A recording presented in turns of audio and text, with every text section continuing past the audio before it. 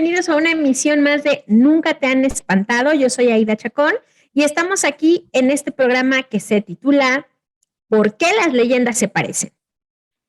Hola, ¿qué tal, Aida? ¿Cómo estás? Soy Marco Antonio Molina y sí, vamos a hablar hoy de eso. Lo hemos mencionado en algunos programas anteriores, pero si quieres tú nos comentas por qué vamos a hablar de esto. Claro que sí, pues bueno, bienvenidos, bienvenidas al programa. Esta vez vamos a hablar de por qué las leyendas se parecen, justo porque tenemos muchas similitudes entre diferentes leyendas. En numerosos episodios hemos estado justamente haciendo estas conexiones con otras leyendas y ahora queremos ahondar teóricamente en este tema de por qué se parecen las leyendas. Pero además vamos a contestar una pregunta de uno de nuestros seguidores que nos envió al correo y que nos plantea la siguiente cuestión. ¿Por qué si me pasó a mí o le pasó a alguien muy cercano a mí, le llaman leyenda? Entonces, vamos a estar a lo largo de este episodio explicando estas cuestiones teóricas y poniendo algunos ejemplos fáciles de entender, fáciles de que cualquiera los recuerde, los conozca. Y pues adelante, Marco, si quieres empezar con esta parte de por qué se parecen las leyendas o contestar la pregunta de nuestro seguidor, lo que tú quieras primero. Yo creo que primero explicamos por qué se parecen las leyendas y después vamos, bueno, eso nos va a llevar a por qué se le llama leyenda si me pasó a mí, ¿no? A esa Ok, pregunta, ¿sale? muy Bueno, bien. pues yo creo que conviene retomar cosas que ya hemos ido diciendo y sobre todo algo que mencionamos la última vez. La última vez mencionábamos el mito, así le llamamos, de los hombres de maíz, ¿no? Lo Cierto. mencionábamos a propósito del Popol Vuh y de las leyendas también mexicas sobre la creación de los hombres. Recordemos esa historia porque esa historia la mencionamos, pero rápidamente.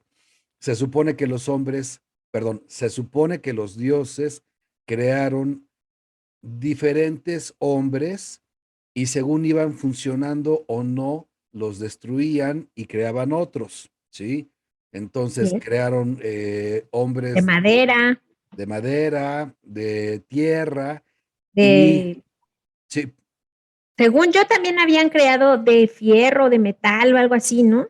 O eso ya sí, es invento. no depende de la versión, pero sí, también de metal lo llegaron a crear. Y el último es el de maíz, ¿sí? Que ya al pasarlo por el horno, pues se hizo resistente, pero también flexible, ¿no? Entonces es un poco eso. Bueno, ¿por qué entonces las leyendas se parecen? Las leyendas y ojo, los mitos, porque aquí estamos hablando de leyendas y de mitos. Convendría primero que vayamos diferenciando de qué estamos Es una hablando. leyenda, ¿no? ¿Qué leyenda y Exactamente. qué es un mito? Ujú. Exactamente, convendría que fuéramos diferenciando eso, ¿no?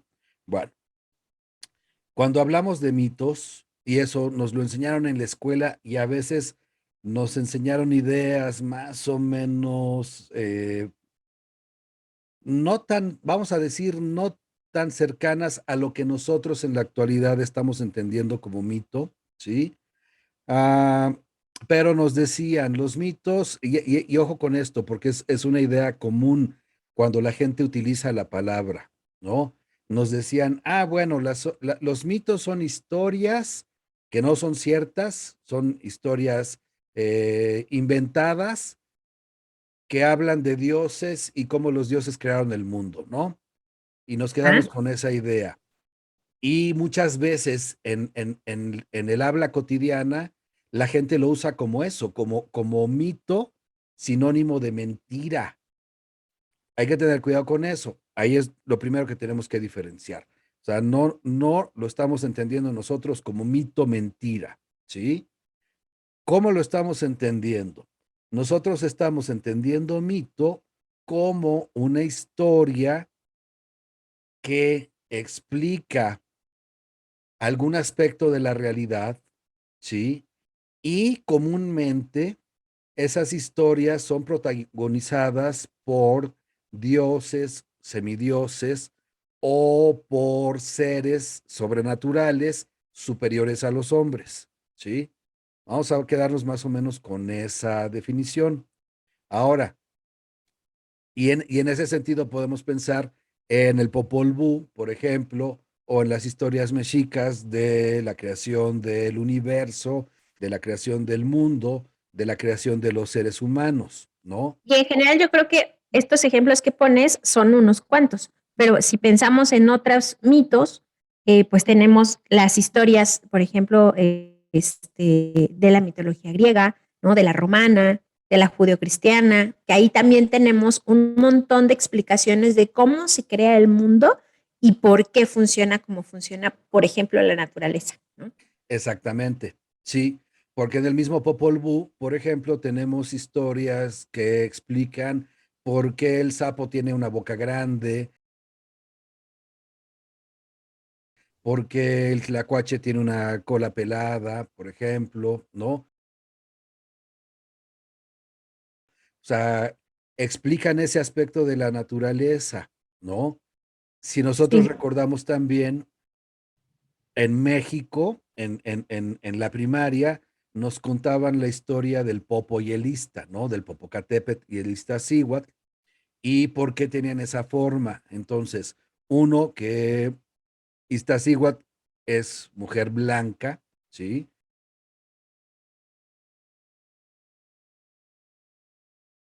Y el otro, el Popocatépetl, que es cerro que humea.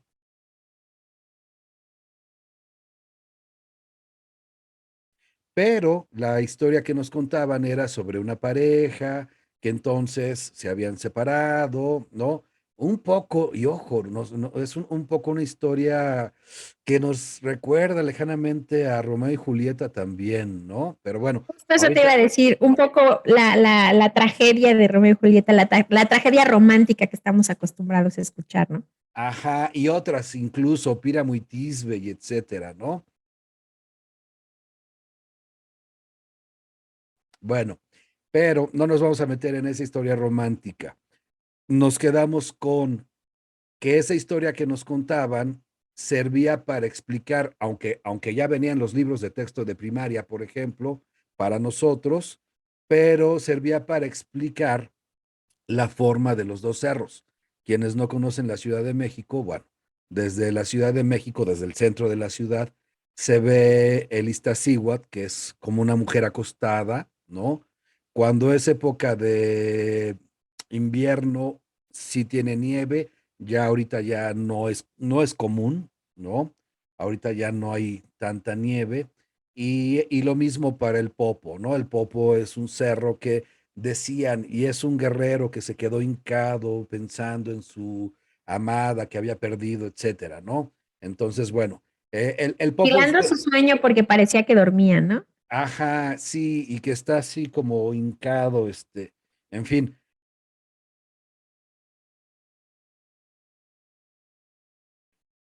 En realidad el Popo sí es como un volcán más con la figura clásica de volcán, ¿no? Pero bueno, esa era la explicación. Entonces, los mitos son este tipo de historias, ¿sí? Que nos explican un aspecto de la realidad y que comúnmente, cuando mencionabas tú, por ejemplo, la mitología griega o latina, son dioses o semidioses quienes realizan ciertas acciones y que nos ayudan a entender por qué tenemos cierto comportamiento, por qué tenemos ciertas costumbres, ciertos rituales, por ejemplo, o por qué los cerros tienen cierta forma, o por qué los animales tienen cierto aspecto. Entonces nos explican eso. Ahora, en la leyenda hay leyendas que se llaman etiológicas y que nos explican lo mismo. Y en ese sentido, estas leyendas son como un eslabón entre esos mitos, pensando además en los mitos de creación que mencionabas tú, como podría ser la Biblia, por ejemplo, el Popol Vuh, ¿no? O otras historias también consagradas. Y ojo con esto no lo había dicho, pero esto es importante. Los mitos son historias que para una comunidad no son inventadas, no son ficticias, no son mentira, se creen, ¿sí? O sea, tienen que ver con las creencias de una comunidad o de una religión. Entonces hay que tener cuidado con eso, porque no podemos decir que un mito quiere decir como sinónimo que es mentira, que es como se usa muchas veces en el habla cotidiana, pero también hay que tomar en cuenta eso. O sea, si hay gente a la que le puedes decir, si le dices que la Biblia es el mito de creación judeocristiano, te va a decir, no, no es un mito, la Biblia es un libro sagrado que es verdad y Y es verdad, ¿no? Sí, exacto, claro. y se pueden ofender, ¿no? Entonces, bueno, hay que tener cuidado con eso porque estos mitos para mucha gente, para una comunidad, no son mentiras. O sea, es una realidad que nos explica cuál es, cuál es el origen del mundo, del universo, de nosotros mismos, por qué estamos aquí. ¿Querías comentar algo sobre esto? Sí, justamente eso te iba a decir también, ¿no? Que yo creo que de ahí hay que diferenciar súper bien que una es como esta acepción popularizada que podemos encontrarnos acerca de que el mito es mentira, pero acá lo que queremos hacer también es aterrizar estos conceptos teóricos para que la siguiente vez que se enfrenten a esto, sepan que un mito no necesariamente es mentira o que por lo menos desde acá lo estamos entendiendo como una explicación de por qué el mundo funciona como funciona y que además es un rasgo identitario en las comunidades, ¿no? O Claro, sea, no solamente en las comunidades, sino a lo mejor en ciertos grupos sociales mucho más grandes, ¿no? Pensemos en lo que acabamos de decir, de el mito fundacional que está en la Biblia, ¿no? Que claro, ahí no solo es una comunidad, sino que es un grupo de comunidades muy grandes, extendidos en muchas partes del mundo, que consideran que esa es una explicación de la realidad, ¿no? claro, Entonces, no es poner en tela de juicio si es verdad o si es mentira, sino más bien la función que cumplen en una comunidad. claro. Y en ese sentido, hay historias o hay esos mitos que incluso todavía los creíamos hasta hace muy poco, ¿no? Como por ejemplo, ¿por qué se fundó la Ciudad de México donde está actualmente, ¿no? Y la historia que nos contaban en los libros de texto de primaria, de historia de México, nos decían, claro, es que los aztecas caminaron desde el Aztlán, no se sabe dónde es el Aztlán, ya se tienen teorías, ¿no? Pero Ah, caminaron desde el Aztlán y entonces lo que habían señalado los dioses es que cuando encontraran un águila posada sobre un nopal comiéndose una serpiente, ahí se debía fundar la ciudad, ¿no? Tenochtitlan. ujú.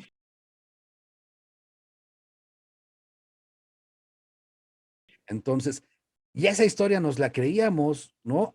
Aunque pensáramos, ay, bueno, pues pues ha de haber sido casualidad, pero sí pasó. O sea, pensábamos, sí Sí. pasó, ¿no?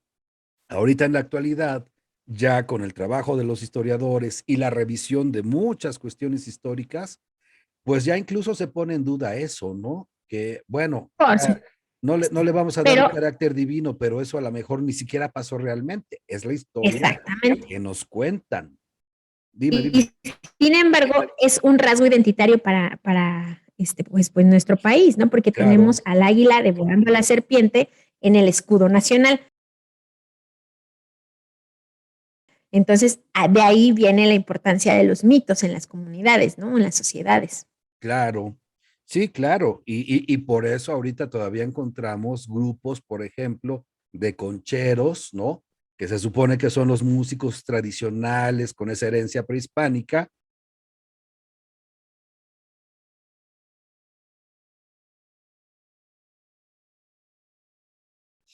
que igual un día a lo mejor hablamos de eso, pero ahorita no nos metemos en esos problemas, pero encontramos esos grupos danzando en el Zócalo de la Ciudad de México, ¿no? Nada más hay que dejar el indicio.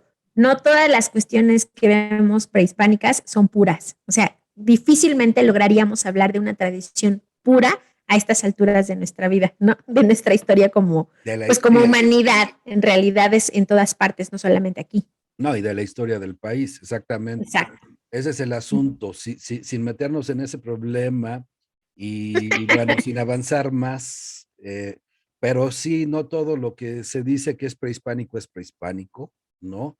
Ni es indígena, ni tiene la antigüedad que se supone que tiene. Bueno, ni tiene la pureza, si vamos a decirlo así, entre comillas, ¿no? De que solo sea prehispánico o sea prehispánico después de la conquista. O sea, también eso es algo muy difícil de determinar. Eso solamente nos quedaremos con eso. Ya en otro momento, en otro episodio, estaremos hablando de estas tradiciones, ¿no? eso sí no nos linchan antes. Esperemos que no. Bueno, bien, pero entonces, comentaba, ya tenemos esa definición de mito y creo que más o menos ya estaría claro, ¿no? Lo que decía yo es que una parte que sería como un eslabón que conecta mito con leyenda son estas leyendas etiológicas que comentaba yo, que explican también un aspecto de la realidad. ¿Dónde podría estar el matiz o la diferencia de estas leyendas etiológicas para que no las consideremos un mito? Por ejemplo, aunque nos expliquen un aspecto de la realidad, yo creo que en el tipo de personajes que aparecen. O sea, en estas leyendas etiológicas aparecen personajes comunes, no son dioses, semidioses ni seres sobrenaturales, ¿sí?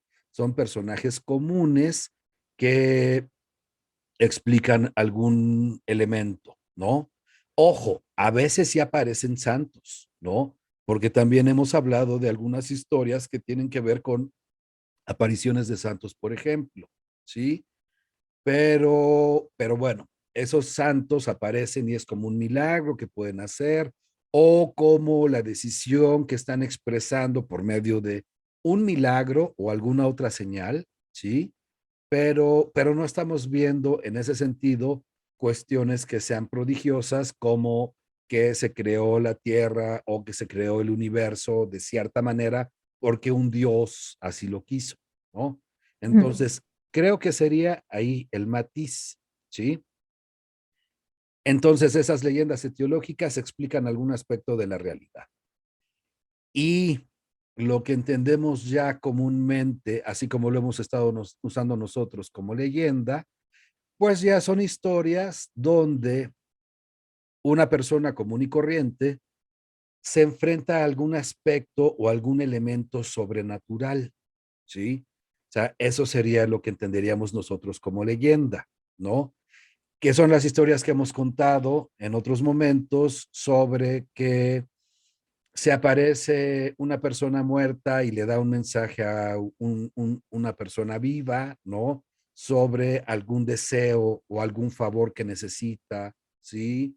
O sobre duendes, ¿no? Que hacen alguna travesura, que esconden cosas, que dejan también algún mensaje, alguna señal, etcétera. O sea, ahí hay elementos sobrenaturales que nosotros consideramos para que esa historia que se cuenta le llamemos leyenda, ¿sí?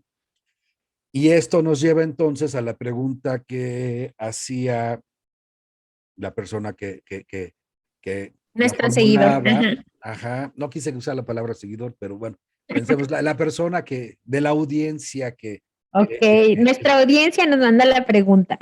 Y la ajá, pregunta es, ¿por qué eh, si me pasó a mí o le pasó a alguien cercano, le dicen leyenda?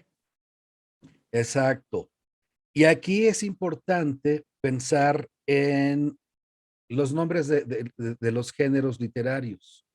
O sea, nosotros, vamos a decirlo así, nos dedicamos a estudiar estos textos y entonces nosotros le llamamos leyenda por una cuestión que para nosotros nos sirve para ordenar y diferenciar frente a otros géneros, ¿no?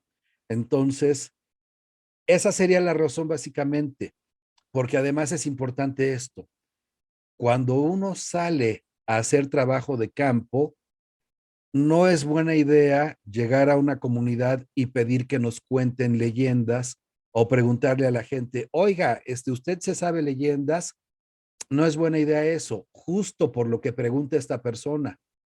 Sí, y fíjate que ahorita que lo mencionas, por ejemplo, que yo también he hecho trabajo de campo así, yo llegaba preguntando, cuéntenme historias de que les hayan pasado o historias de algunos seres sobrenaturales y solamente le dices como investigador, historias, porque así es como la gente entonces sí se atreve a contarlas, porque también tiene que ver con, como hace rato con los mitos, el concepto popular que se tiene de lo que es una leyenda. Me parece que también de ahí viene esta pregunta que me hacía nuestro seguidor, porque a lo mejor él entiende que las leyendas son también mentiras, de alguna Exacto, manera, ¿no? exacto. Y entonces lo que a nosotros nos funciona, por ejemplo, como investigadores, para poder tipificar de alguna manera los relatos que analizamos, que son relatos orales, que son relatos que tienen ciertos elementos que ya hemos mencionado en otros programas, pero que también tienen que ver con los tópicos, ¿no? Con las variantes que puede haber, etcétera, los temas, pero lo que la gente comúnmente conoce como leyenda, pues puede ser también este mito fundacional que también puede ser entendido por algunas personas como mentira, de alguna manera, historias que no son ciertas. De ahí viene esto y la importancia de, como tú dices, ¿no? No puedes llegar a una comunidad a hacer trabajo de campo y decir, cuéntame leyendas, porque entonces te van a decir, yo no me sé ninguna, porque todo esto me pasó a mí, le pasó a mi abuela, le pasó a mi tío, entonces no puede ser una leyenda porque como le pasó a alguien, no puede ser mentira. Sí, exactamente. Entonces, nada más hay que entender eso. Nosotros, por una cuestión didáctica, vamos a decir, le llamamos leyendas, pero no quiere decir que la gente así conoce las historias, como decías tú. O sea, no llegas pidiendo leyendas porque la gente, lo que sucede cuando, porque eso, a quienes en algún momento lo hemos intentado, eso sucede. Si a alguien le dices, oye, ¿tú te sabes alguna leyenda? Dice, ah, sí, claro, la del Popo y el Ista, que ya Claro, hablamos hace rato, ¿no? Y es lo primero que piensan cuando escuchan la palabra leyenda, porque en los libros de texto así venía, la leyenda del Popo y el Ista, ¿no? Y más bien, como tú mencionabas, cuando uno llega a una comunidad y quiere cierto tipo de historias, más bien conviene pedirlas de esa manera. Oiga, así como se llama nuestra página, así como se llama el canal de YouTube. Oiga, ¿a usted nunca lo han espantado? Ah, ¿cómo no? Y entonces ahí te empiezan a contar esas historias que la gente recuerda que le sucedieron a él personalmente o a alguien muy cercano, pero que nosotros llamamos leyendas y ellos no, ellos simplemente son, son historias. o pueden simplemente decir historias de sustos. Ay, sí, yo me Ajá. sé las historias de sustos que me contaba mi abuela o que cuentan en el Espantos pueblo, también, o ¿no? historias de espantos, exacto. Entonces, es esto nada más. O sea, también hay que tener cuidado con eso. Cuando nosotros usamos la palabra leyenda, no estamos considerando como se usa en otros momentos que son mentiras, como dices tú, porque en las redes sociales lo vemos, ¿no? De repente en las redes sociales encontramos una publicación, 5 mitos acerca de, y cuando dice mito, ya quiere decir Son que mentiras, los van a desmentir, van a decir cosas claro. que son falsas, ¿no? O cuando dicen, ah, sí, es que tal cosa es una leyenda urbana. Leyenda urbana ahí quiere decir que, ay, que es una historia que se cuenta mucho, pero que quién sabe, ¿no? O sea, la están usando como, en ese sentido, como si no fuera algo real, sí, y como algo que podemos cuestionar y poner en duda. Nosotros no lo estamos usando de esa manera. Nosotros estamos entendiendo que para la gente es algo real que le pasó, que lo vivió y que no nos está queriendo mentir o contar una mentira. Simplemente está contando una historia que por el elemento sobrenatural que contiene, hay otras personas que no van a creer y que no van a aceptar, ¿no? Porque los mismos informantes lo hacen. Cuando yo les pedía a mis estudiantes que trajeran leyendas, muchas historias comenzaban, bueno, mi mamá o mi papá o mi abuelo cuentan esta historia. Yo no sé si es verdad o no. O sea, ya lo están dudando ellos, ¿no? Pero cuentan la historia, ¿sí? Pero ellos dicen que pasó así y así, ¿no? Exactamente. Entonces, bueno, sí, los mismos transmisores de las historias pueden dudarlo, pueden expresar alguna duda sobre si de veras pasó o no, pero saben que para quien se los contó, para ellos sí es real, que eso realmente sucedió, que eso realmente vieron o les pasó, ¿no? Entonces, eso es lo que nosotros tenemos que tener claro. ¿Cómo ves? Sí, muy bien. Yo espero que con este episodio, que es justamente para contestar este tipo de inquietudes, pues no solamente quede clara esta inquietud, sino que además surjan otras, porque también pueden mandarnos sus preguntas, ya sea por mensaje, al correo electrónico, a la página, o poner sus comentarios en los videos de YouTube. Y siempre que tengan alguna duda que tenga que ver con algún concepto que nosotros hemos mencionado, que tenga que ver con algún concepto que ustedes mismos estén cuestionando acerca de, yo lo entiendo así, pero ellos lo mencionan de otra forma, pues pueden manifestarlo para que nosotros los retomemos y los expliquemos acá, porque es bien interesante explicar no solamente las historias, el susto, el miedo que nos da a veces, sino también empezar a revisar como esta parte teórica que nosotros utilizamos mucho cuando investigamos y hacemos esto. Este tipo de investigación, pues etnodiscursiva, yo podría mencionar que es, ¿no? Y bueno, mándenos todas las dudas que tengan, siempre van a ser bienvenidas para que nosotros también tengamos muchos más elementos para estar intercambiando, ¿no? Ahora, falta que, porque todavía no hemos terminado de explicar por qué las leyendas se parecen. O sea, Ah, sí. empezamos a dar las definiciones de los géneros, pero al final no hemos llegado a ese punto, por qué las historias se parecen. Mencionábamos al principio, claro, la historia de la creación del hombre, ¿no? De los 5 soles, ¿sí? Y del hombre de madera, el hombre de maíz, el hombre de oro, etcétera. Bueno, pero ¿por qué esas historias se parecen, ¿no?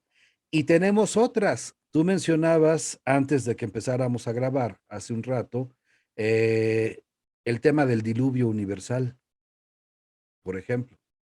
Cierto, hay muchos elementos. Justamente en estos mitos fundacionales que habla sobre el Popol Vuh, y me parece que también en el Chilambalam está, pero no lo recuerdo bien, hay un gran diluvio que acaba con un tipo de hombres y que después permite que estén los hombres de maíz, por ejemplo, ¿no?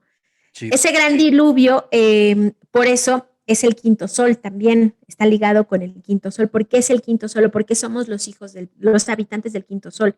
Porque después del diluvio empezó de nuevo la humanidad y empezó esta nueva humanidad que conocemos ahorita, ¿no? Y ese mito está presente también, por ejemplo, en la Biblia. Todo el mundo recuerda el gran diluvio donde el arca de Noé fue pues el arca en el que se salvaron dos de cada especie para poder repoblar el mundo, ¿no? Y lo que se trataba de hacer era como de resetear esta humanidad que no había funcionado, ¿no? Porque, por ejemplo, en la Biblia se menciona que había mucha corrupción, mucha degeneración, que ya no, que esta humanidad no alababa a Dios ni nada por el estilo, y entonces Dios se enoja y dice, voy a terminar, voy a arrasar con esta humanidad y te encargo a ti, Noé, que salves dos ejemplares de cada especie para que la tierra se pueda volver a poblar, ¿no? es Sodoma y Gomorra, ¿no? Ajá, exactamente. Y después de eso, pues empieza esta nueva humanidad que ya no merece un castigo tal como aquella, ¿no? Que eso Ujú. mismo pasa en el Popol Vuh. No dice que haya una degeneración, pero los hombres que había no funcionan como los No dioses sirven, necesitaban, no sirven, exactamente. son como defectuosos, entonces hay que volver a empezar. Y hay que volver a empezar como pues limpiándolo todo con un diluvio para que quede todo bonito, nuevecito, y empezamos de nuevo, ¿no? Con un diluvio, pero también puede ser por medio del fuego, ¿no? Que Entonces, creo que ahí hay varios, porque justo, perdón, ahorita que te interrumpí, porque en el Popol Vuh son varias formas de terminar con estos claro, intentos de hombres y mujeres. sí, Eh, claro, igual que en la y una de Biblia, esas, ¿no? exacto, y una de esas es el fuego, ¿no? Es cierto, que eso también lo vimos ahorita lo acabas de En mencionar, Sodoma y Sodoma y Gomorra es Gomorra. por fuego Ujú. la destrucción, ¿no? En el diluvio es por agua, ¿sí? Y Ajá, en el caso de los 5 soles, a los hombres de tierra o de lodo se les destruye con agua. O sea, llega el agua y ¡fum! Los deshace, ¿no? y Y con a, eso se deshacen, y a los hombres de madera se les destruye con fuego. con fuego. Llega el fuego y con eso se destruyen esos hombres. Entonces, claro, tiene que ver con eso. Pero esos hombres tenían diferentes defectos, por eso había que destruirlos para crear otros nuevos, ¿no? En la Biblia no es eso literalmente, porque se supone que el ser humano es el mismo, ¿no?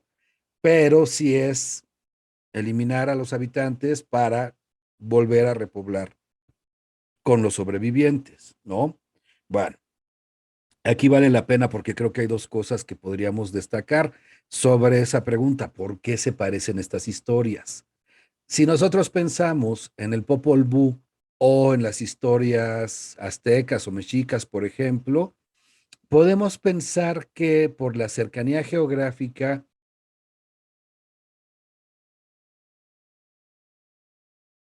y también por la cercanía temporal, ¿sí? Tal vez para esos dos pueblos puede haber un origen común.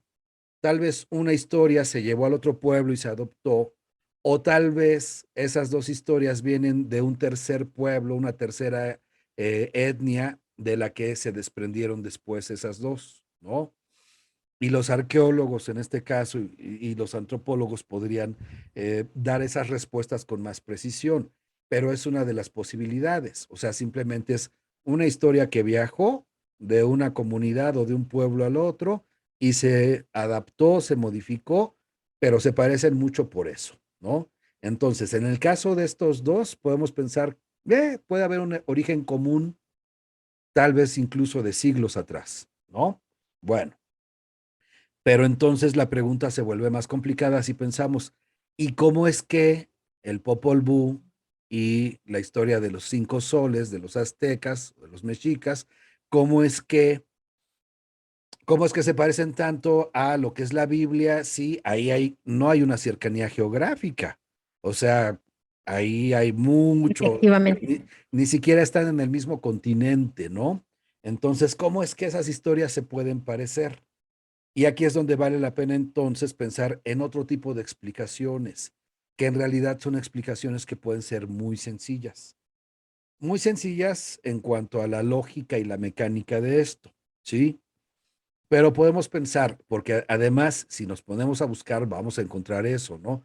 Y lo mencionábamos también la vez pasada cuando hablábamos del calendario agrícola, ¿sí? O sea, el calendario agrícola es un poco lo mismo frente a ciertos fenómenos de la naturaleza, pues las respuestas que damos van a ser más o menos parecidas.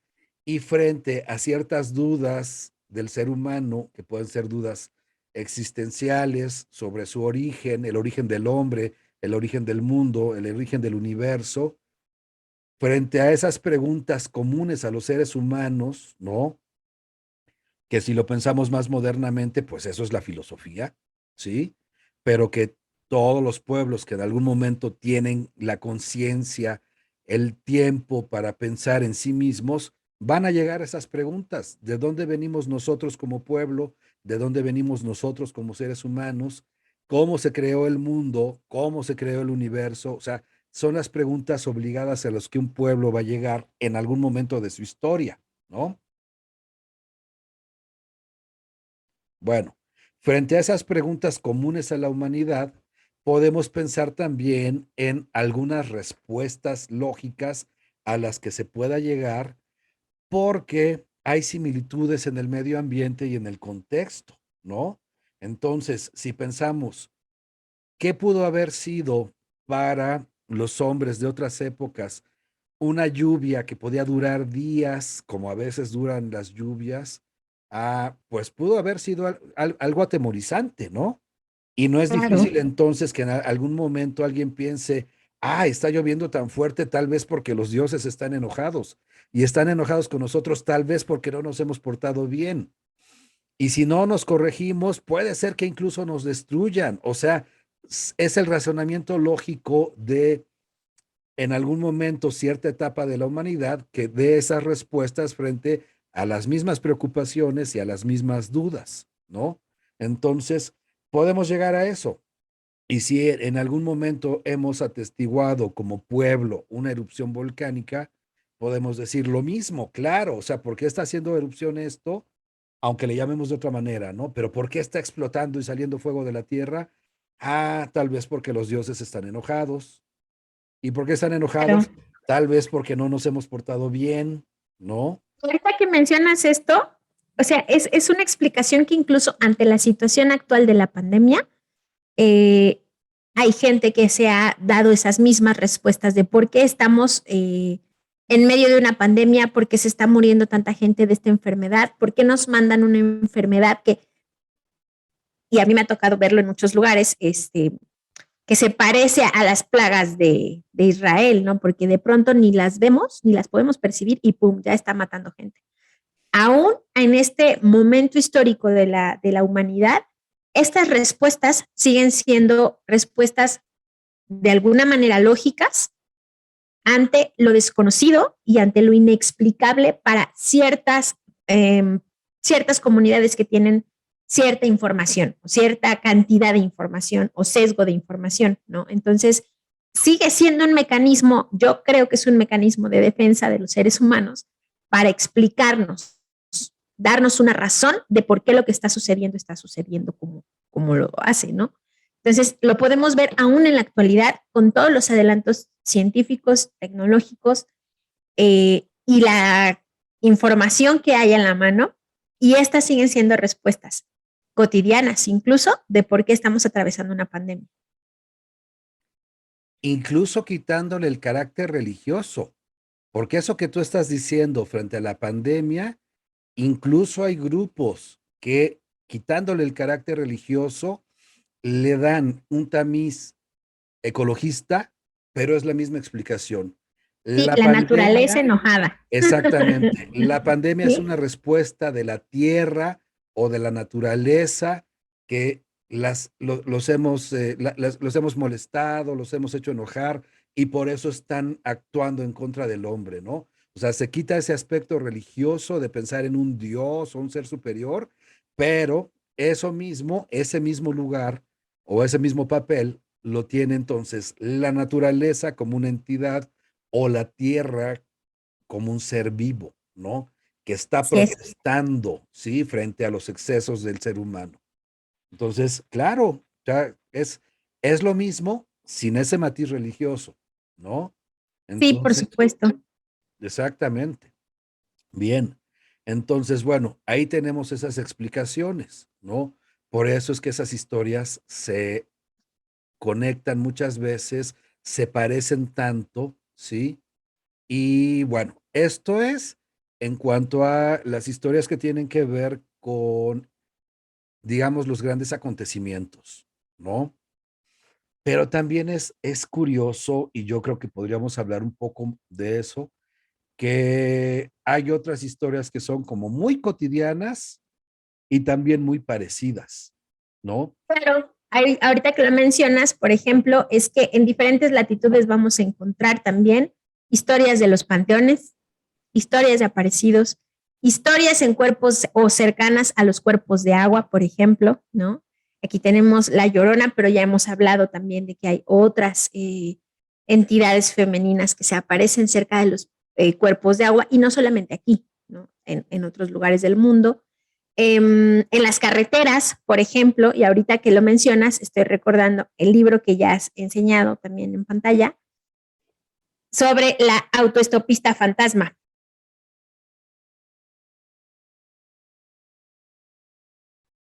Alguien que pide ray en la carretera, pero resulta que es un...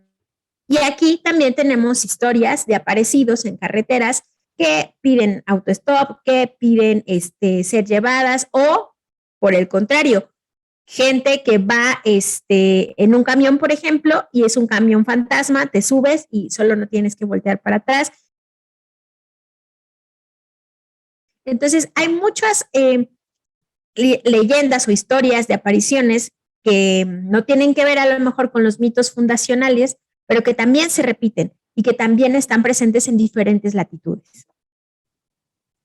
Sí, y ahí, aunque son historias más cotidianas que no tienen que ver con la creación del mundo, por ejemplo, pero creo que vale la pena retomar los dos elementos que mencionábamos. puede ser porque un tópico o un motivo se va heredando, puede venir de muy atrás, que el libro que mencionabas de José Manuel Pedrosa, del autoestopista fantasma, por ejemplo, pues el autor Pedrosa menciona eso, ¿no? Ese tópico del autoestopista, que le llaman en España, que nosotros en México decimos, bueno, pedir aventón, ¿no? O lo que llaman el RAI, ¿sí? Ah, esa historia y los elementos de la historia donde se va a la tumba de la mujer porque alguien no cree que de veras fue una persona muerta la que recogió y van a la tumba y en la tumba encuentran entonces que está alguno de los elementos que la persona que dio el aventón le entregó, ¿sí? Eh, o algún otro elemento que sirve de prueba en la tumba como prueba material de que fue esa mujer fantasma la que se apareció. Bueno, eso Pedrosa lo rastrea muy atrás en la historia. Basta, llega hasta China. Entonces, ahí vale la pena eso. Es un tópico o es un motivo que se puede tal vez pensar que viajó a lo largo de la historia, no solo en el espacio geográfico, sino también en el tiempo porque esos elementos siguen funcionando, nos siguen diciendo cosas y por eso es que los escuchamos, los recordamos y después los transmitimos en otras historias y se van adaptando. La tradición es eso, Eso. retomar ciertos elementos, adaptar elementos nuevos para hacer una historia que en el momento actual, en mi contexto, tenga sentido y siga siendo interesante para que otra persona más la recuerde y la transmita, ¿no? ¿Querías decir algo? Efectivamente. Sí, nada más esto que es la reformulación de alguna manera, ¿no? De las historias. Exactamente, y la reactualización, ¿no? Se Ujú. actualizan, reactualización. Muy bien, entonces eso encontramos. Ahora, ¿por qué ciertos elementos nos siguen, vamos a decirlo, como se dice comúnmente o coloquialmente, por qué nos hacen clic? ¿Sí? O sea, porque hay ciertos elementos que siguen funcionando y que, por ejemplo, siguen causando miedo. Y aquí es interesante pensar en eso. O sea, hay elementos que las películas de terror siguen explotando porque siguen funcionando, porque siguen causando Claro. miedo, ¿no? Entonces, claro, tenemos identificados esos elementos cuando uno es un espectador habitual de películas de terror o consumidor habitual de películas de terror, muchas veces ya sabemos lo que va a pasar, ¿no? O sea, empieza una musiquita, un movimiento de cámara, vamos viendo cómo aparece una puerta tal vez, y Se va entonces, la luz. ajá, empieza a parpadear la luz, los focos. Ya sabemos, todos esos elementos nos ayudan a pensar lo que sigue, ¿no? En este caso, ya sabemos que algo va a suceder y tenemos idea de qué, ¿no? Ya la película puede, o el director o el guionista pueden decidir si cumplen esas expectativas o deciden hacer algo diferente para variar, ¿no? Pero justo con esos elementos familiares para quien ve películas de terror habitualmente, ¿no? Pero en las leyendas ocurre lo mismo. O sea, hay elementos que siguen funcionando y que siguen causando interés y causando miedo, ¿sí? Yo aquí sí tendría nada más una reserva porque podría pensarse como se ha dicho ya en algún momento, podría pensarse, por ejemplo, en arquetipos, ¿no? Y Carl Jung habla de los arquetipos y dice, bueno,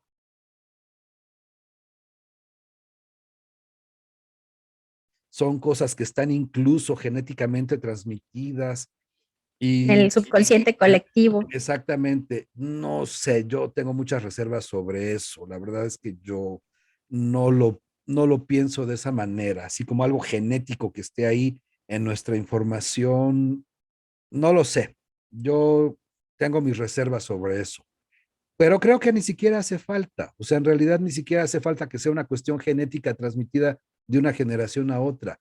Creo que simplemente como seres humanos compartimos una naturaleza, compartimos sentidos, compartimos temores instintivos y creo que con eso es suficiente, ¿sí?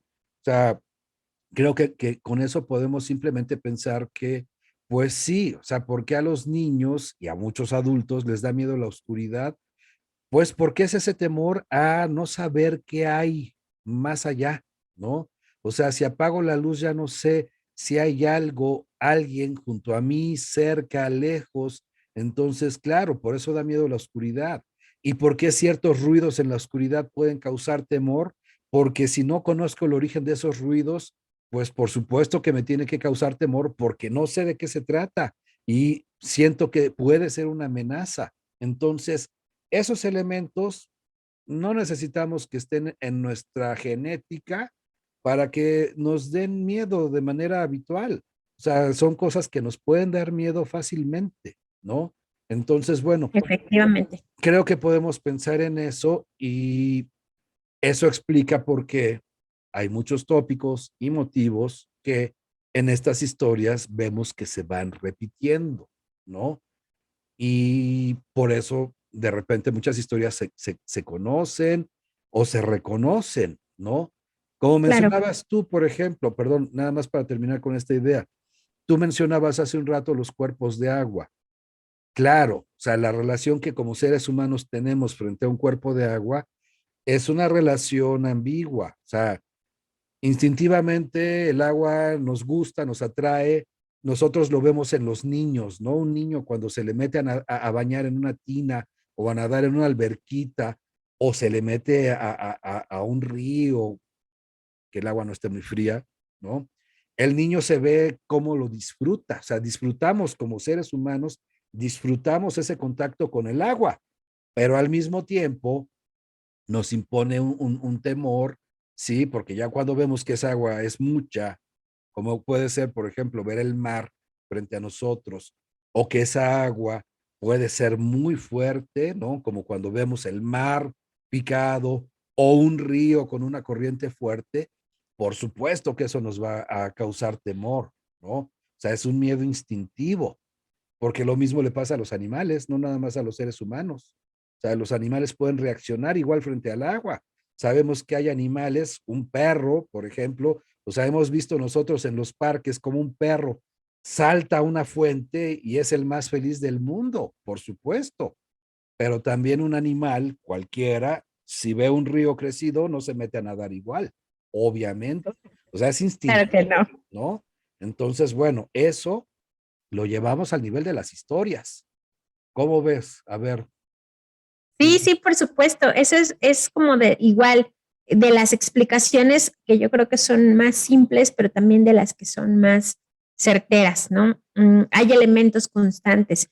Y también, por ejemplo, hace rato que hablabas de las películas de terror, elementos que hacen que nos dé miedo, y eso va a variar, va a tener ligeras variaciones dependiendo de la cosmovisión de la comunidad en la que se desarrolle esa idea, pero hay elementos que son universales, por ejemplo, el mal, porque una película de terror tiene ciertos elementos que pegan a lo mejor más, ¿no? Porque tiene representaciones del mal que en esa comunidad hacen sentido porque son conocidos, porque son tradicionales, por muchos elementos, ¿no? Pero sí va cambiando la representación del mal. Al final, también el espectador lo asociará con esa representación del mal que tenga más arraigada. A lo mejor nosotros encontramos en una película como La Monja una representación del diablo ahí claramente, pero a lo mejor otra cultura no le llama diablo, pero sabe que en su cultura también hay una representación del mal que puede identificarse con esa entidad maligna que se representa en el cine, ¿no? Entonces, por Sí, supuesto que nos hace sentido. claro, y tiene que ver con eso también, con eh, ese imaginario, esos elementos que traemos nosotros y que compartimos, porque por ejemplo, ahorita que pones tú el ejemplo de la monja, de la película de la monja, O sea, a mí es una película que no me gustó tanto por muchas razones, pero una de Y ellas, me dio miedo, bueno, para eso mucho se hizo, miedo. para eso se hizo. Pero una de las cosas que no me gustaba es que era una película muy católica, ¿no? Y entonces yo decía, ay, es muy católica.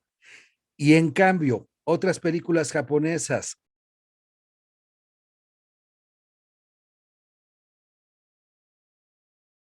que detrás tienen creencias religiosas diferentes, hacen mucho clic con nosotros porque hay cosas que son muy parecidas, aunque estén explicadas con religiones diferentes y con cosmovisiones diferentes, pero que de repente las creencias que hay detrás no son tan lejanas a las que uno ve en su comunidad. Y entonces uno dice, Exacto. bueno, no soy shintoísta, no soy budista, pero veo una película japonesa y claro que me asusta, porque hay Y esa cosas que hay. representación, claro, y esas representaciones del mal que asustan, también las vamos a mezclar con nuestras creencias o influencias, ¿no? Porque a lo mejor esa película se te hizo muy católica, pero al final la maldad o el diablo, por supuesto que está mucho en nuestra cabeza, ¿no? Por mucho que a lo mejor no seamos muy creyentes, está inmerso en la cultura y no lo podemos despegar de ahí. Sí, sí, claro. Entonces, bueno, pues ahí está. Yo creo que ahora sí ya contestamos las dos preguntas. ¿Cómo ves tú? Pues sí, yo también creo que ya fueron contestadas. Voy a volver a hacer esta invitación. Cuando tengan dudas, escríbanos, por supuesto. Si tienen historias, también escríbanos, téngannos paciencia porque ya tenemos varias historias archivadas, bueno, no archivadas, en fila más bien para los siguientes episodios, estén pendientes. Pero pueden escribirnos a nuestro correo que es narrativasdiversas@gmail.com. Nos pueden mandar clips de audio, nos pueden escribir sus historias y nosotros les vamos a ir contando en este canal. Y bueno, aprovechando, voy a mandar saludos porque me piden mandar saludos también. Un saludo, por favor, por ahí para Rosy Luna, Pati Estrada, Hilda Saucedo y hasta Monterrey se nos va un saludo para Juan Antonio Alegría. Todos ellos son seguidores de nuestro canal. Muchas gracias por estar con nosotros. Y bueno, yo soy Aida Chacón. Bien, yo soy Marco Antonio Molina. También les mando saludos, ¿sí? Y pues ya, yo creo que si ya no hay algo más, por hoy ya terminamos. ¿Cómo ves? Claro que sí. Sí, sí, yo creo que también. Pues muchas gracias por estar una vez más con nosotros.